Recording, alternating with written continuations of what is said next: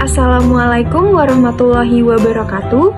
Kembali lagi di mata kuliah Ekonomi Pembangunan bersama kami kelompok 7 yang beranggotakan Nur Rahma Al-Zariyah, Inesa Rahmania, Ruanda Septi Bustia, dan saya sendiri Tri Wulandari.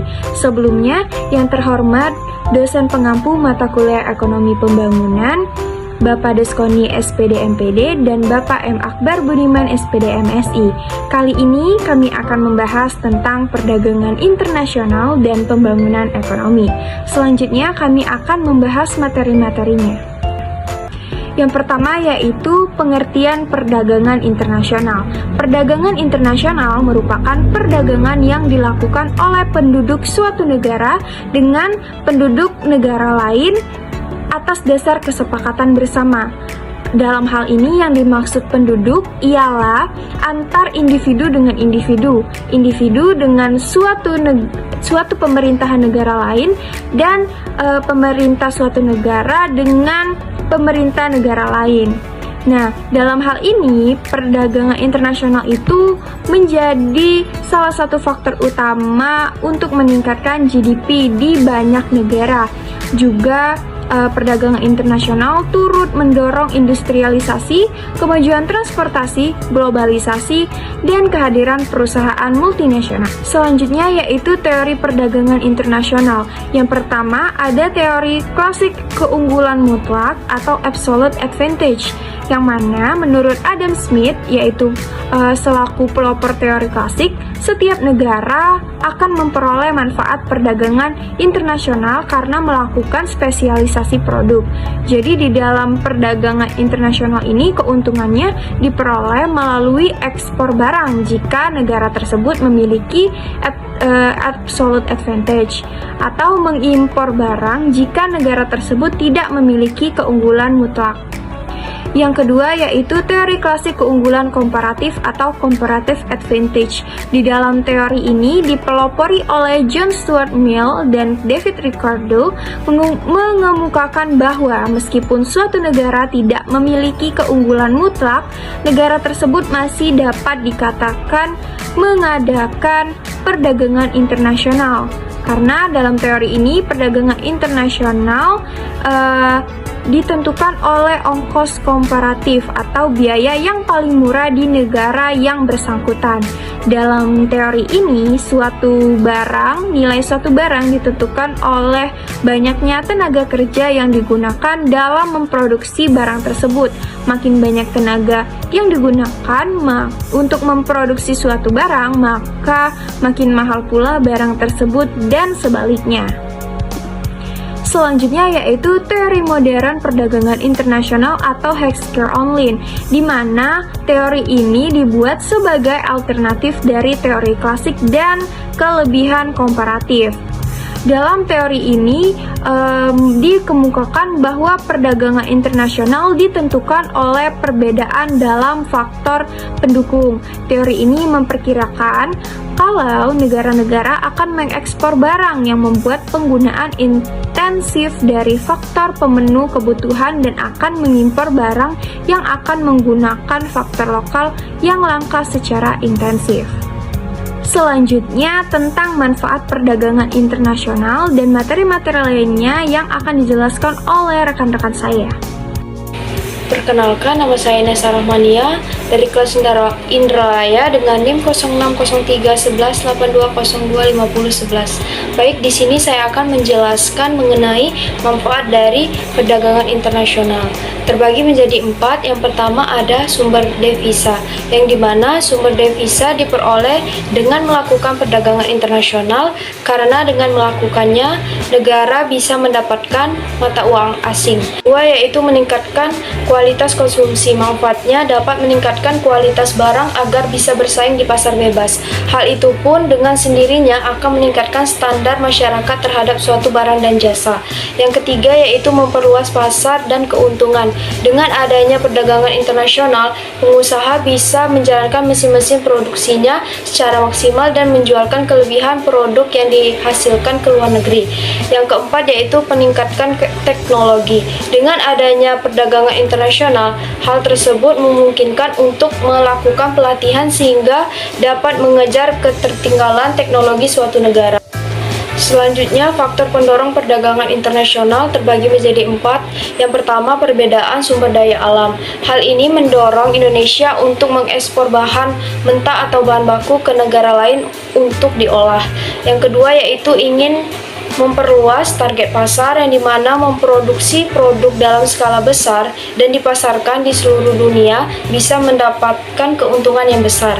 Yang ketiga yaitu meningkatkan kualitas SDM. Upaya untuk meningkatkan kualitas SDM untuk menjadi lebih baik juga menjadi sebuah faktor pendorong perdagangan antar negara sehingga penduduk total bisa berkompetisi dengan layak. Dan yang terakhir yaitu transportasi antar negara. Kehadiran transportasi ini membuat kegiatan strategi distribusi antar negara menjadi lebih mudah dan cepat. Selanjutnya, pengertian pembangunan ekonomi. Pembangunan ekonomi adalah proses untuk mengurangi kemiskinan serta menciptakan ketentraman, kenyamanan, dan tata susila dalam kehidupan. Perkenalkan, saya Wanda Septi Bustia. Di sini saya akan menjelaskan mengenai faktor pendukung perlunya pembangunan ekonomi.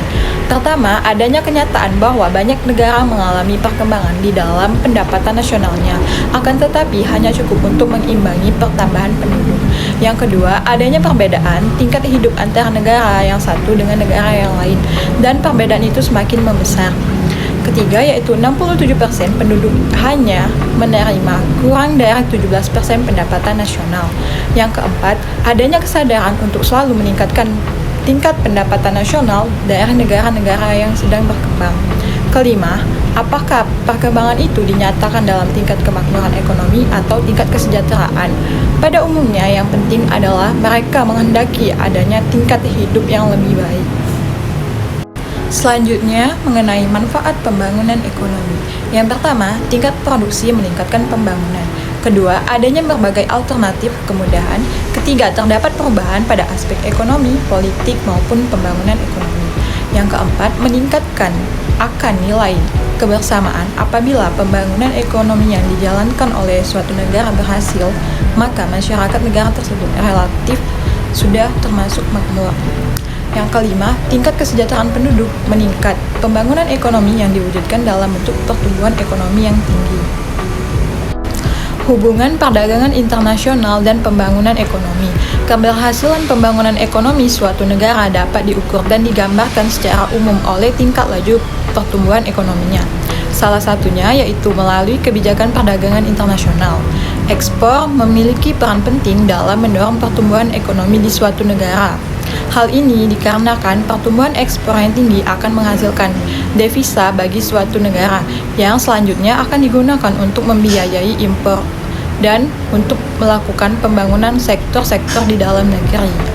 Kemudian, indikator keberhasilan pembangunan dapat dinilai dari sektor perdagangan dari berbagai aspek seperti jumlah atau nilai ekspor, efek terhadap neraca perdagangan, dan nilai konsentrasi ekspor itu sendiri. Warahmatullahi wabarakatuh. Perkenalkan, saya Nurrahma Alzaria. Di sini saya akan menjelaskan mengenai materi kebijakan membatasi perdagangan internasional.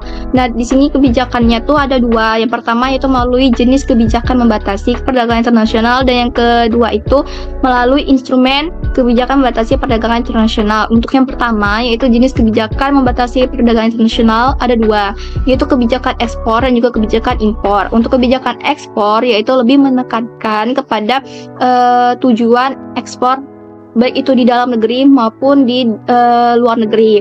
Untuk yang di dalam negeri itu berorientasi kepada kebijakan perpajakan baik berupa pembebasan, keringanan maupun pengembalian pajak untuk barang-barang ekspor serta kemudahan prosedur ekspor. Kemudian untuk kebijakan ekspor luar negeri di antaranya yaitu seperti pembentukan International Trade Promotion Center atau TTPC di berbagai negara serta pemanfaatan keringanan biaya masuk yang diberikan antar negara industri untuk negara berkembang atau General System of Prosperity atau GSP.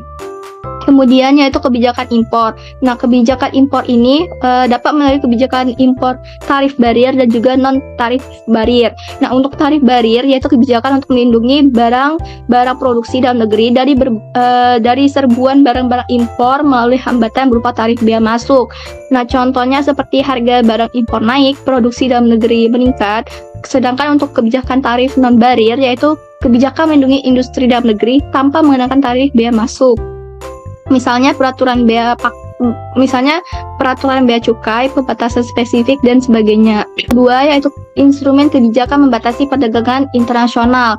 Ada 4 yaitu kuota adalah pembatasan jumlah barang yang masuk ke suatu negara impor dan keluar ke negara lain. Kuota impor yaitu terdiri dari absolut bilateral yang ditetapkan secara sepihak oleh pengimpor dan negosiasi atau bilateral yang ditetapkan secara bersama oleh pengimpor dan pengekspor.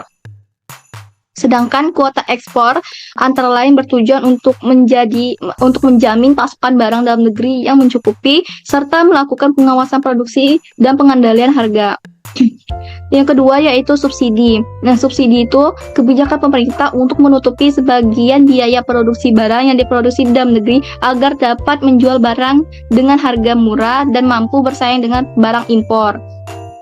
Bentuk dari subsidi ini yaitu seperti keringanan pajak, fasilitas kredit, dan harga-harga lain. Kemudian untuk dumping yaitu kebijakan diskriminasi harga dengan menjual barang di luar negeri dengan harga yang lebih murah dibandingkan harga jual di dalam negeri. Nah, yang keempat yaitu politik dumping bebas atau free trade, merupakan kebijakan perdagangan internasional yang dilakukan pemerintah dengan negara lain yang menganut kebijakan yang sama. Dari selanjutnya yaitu strategi perdagangan internasional dan the fallacy of compulsion. Untuk strategi perdagangan internasional itu ada 4 macam. Nah, untuk yang penjelasan pertama yaitu strategi melalui bentuk usaha dalam bisnis internasional. Nah, untuk dapat memasuki pasar bisnis internasional kita perlu mengetahui secara tepat bentuk usaha dalam bisnis internasional tersebut. Nah, ada beberapa 4 macam bentuk usaha dalam bisnis internasional yaitu ekspor dan impor barang dagangan. Barang dagangan ini atau tangible good yang dapat dijual ke luar negeri ekspor atau dibeli dan didatangkan ke dalam negeri impor. Dan yang kedua yaitu investasi langsung di suatu negara, misalnya kepemilikan usaha yang mutlak sifatnya baik dan bersinergi manajemen ataupun dari kepemilikan aset usaha. Ketiga yaitu perusahaan multinasional. Jenis usaha dengan aktivitas multinasional ini membutuhkan integrasi yang kuat antara perusahaan induk dengan perusahaan yang ada di suatu negara. Dan yang strategi yang keduanya yaitu kinerja BUMN dan swasta Indonesia. Strategi yang kedua yaitu melalui kinerja BUMN dan swasta Indonesia. Perusahaan milik negara dan perusahaan swasta adalah gambaran kinerja perekonomian nasional karena dua sektor ini menjadi tulang punggung penggerak perekonomian nasional. Untuk dapat melihat kinerja ekonomi nasional, mau tidak mau kita harus menyoroti kinerja BUMN dan perusahaan swasta di Indonesia. Kemudian yaitu yang ketiga melalui strategi kinerja perusahaan swasta. Nah, kebijakan pemerintah atau regulasi yang ada masih terlalu mengemaskan perusahaan besar atau konglomerat dan masih sedikit yang menyentuh usaha kecil dengan berbagai keistimewaan yang dimiliki perusahaan besar dapat berkembang dengan pesat. Hanya saja perlu diwaspadai bersama praktek bisnis yang hanya mengandalkan proteksi dari pemerintah tentunya bukanlah praktek bisnis yang sehat. Ekonomi biasanya tinggi terus membebani masyarakat dengan harga produk yang tinggi dan praktek-praktek monopoli dan markup dari berbagai alasan dan efisiensi yang harus segera dihentikan. Kemudian melalui strategi pengembangan usaha produk manufaktur. Untuk dapat mengembangkan usaha produk manufaktur di pasar perdagangan internasional, maka perusahaan dapat melakukan strategi lingkungan environment strategi yang dilakukan untuk mengantisipasi perusahaan kondisi pasar dan kompetitor. Untuk memenangkan kompetisi di pasar internasional, perusahaan harus dapat memanfaatkan secara optimal segala resource yang dimiliki. Kemudian materi pada the fallacy of compulsion. Nah, apa itu the fallacy of compulsion? Jadi begini, kadang-kadang kita mengasumsikan bahwa apa yang benar untuk suatu bagian dari suatu sistem adalah juga benar atau seluruh sistem. Namun demikian, dalam ekonomi kita sering menemukan kondisi di mana perilaku suatu sistem secara keseluruhan sangat berbeda dari penjumlahan bagian-bagiannya. Bila kita mengasumsikan apa yang benar untuk suatu bagian adalah jumlah benar untuk keseluruhan, maka kita melakukan kesalahan komposisi. Sehingga seringkali perilaku keseluruhan sangat berbeda dari perilaku individual. Jadi istilah fallacy of compulsion memiliki pengertian apa yang baik dalam skala kecil belum tentu baik dalam skala besar secara keseluruhan. Misalnya, hidup hemat sangat baik bagi individu, tetapi jika seluruh individu hidup hemat, maka permintaan agregat sangat rendah dan pertumbuhan ekonomi pun menjadi rendah. Jadi, apa kaitannya fallacy of compulsion dengan strategi perdagangan internasional? Jadi, kekeliruan compulsion dan fallacy of compulsion ini adalah kekeliruan logika yang terjadi ketika sebuah argumen berorientasi pada bahwa jika suatu benar pada suatu hal, maka hal tersebut juga benar pada keseluruhannya. Nah, hal ini membawa pada kesimpulan yang salah, karena apa yang benar pada bagian-bagian yang berbeda belum tentu benar pada keseluruhannya. Seperti yang telah saya jelaskan tadi, dalam konteks perdagangan internasional, kekeliruan komposisi dapat terjadi ketika suatu negara berasumsi bahwa apa yang baik pada suatu industri atau sektor juga baik bagi perekonomian secara keseluruhan.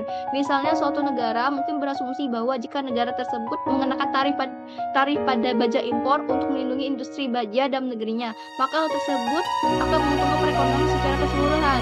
Namun, hal ini mungkin tidak benar karena tarif dapat menyebabkan harga baja lebih tinggi yang dapat meningkatkan biaya produksi bagi industri lain yang menggunakan baja sebagai bahan bakunya, sehingga mengurangi daya saing mereka di pasar global.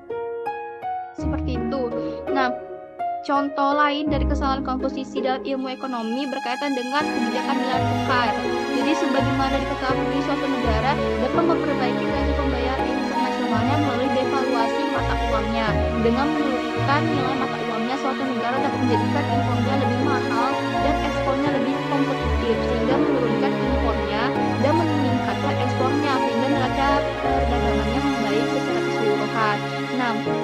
Namun, sekali lagi, apa yang berhasil di suatu negara belum tentu berhasil di semua negara. Oleh karena itu, penting untuk mempertimbangkan potensi dampak kebijakan terhadap perekonomian secara keseluruhan dan tidak hanya pada industri atau sektor tertentu. Materi selanjutnya yaitu kebijakan meningkatkan bagian manfaat perdagangan bagi negara berkembang. Untuk meningkatkan bagian manfaat perdagangan bagi negara berkembang itu melalui dua strategi. Strategi pertama yaitu industri substitusi impor. Nah, strategi pembangunan industri yang berorientasi pada produk pengganti impor untuk pasar dalam negeri dengan argumentasi yaitu yang terdiri dari yang pertama konsumen dalam negeri yang relatif banyak, mendorong pertumbuhan industri dalam negeri yang baru lahir, kemudian menghemat devisa, melindungi dengan tarif dan kuota impor. Kemudian yang kelima, meningkatkan value add manufacturing. Dampak industri substitusi impor yaitu akan memajukan sektor manufaktur tetapi tidak memberikan keuntungan yang diharapkan dalam pertumbuhan ekonomi dan perbaikan taraf hidup masyarakat yang terlalu banyak, membebankan biaya dan menciptakan pola produksi yang tidak efisien. Dan yang kedua yaitu strategi yang kedua, industri promosi ekspor, yaitu strategi pembangunan industri yang berorientasi pada produk ekspor untuk pasar luar negeri dengan alasan sebagai berikut, yaitu jumlah konsumen. Yang pertama, jumlah konsumen dalam negeri relatif sedikit, yang kedua meningkatnya value add manufacturing, dan yang ketiga meningkatkan penerimaan devisa. Umumnya negara yang sedang berkembang lebih memilih strategi industri promosi ekspor yang memiliki pertumbuhan perekonomian yang lebih tinggi dibandingkan negara-negara yang menggunakan strategi industri substitusi impor. Sekian dari kami kelompok 7 yang membahas perdagangan internasional dan pembangunan ekonomi. Semoga dapat dipahami dan dapat bermanfaat bagi kita semua. Mohon maaf apabila masih banyak kekurangan. Kelompok 7 pamit undur diri. Terima kasih. Wassalamualaikum warahmatullahi wabarakatuh.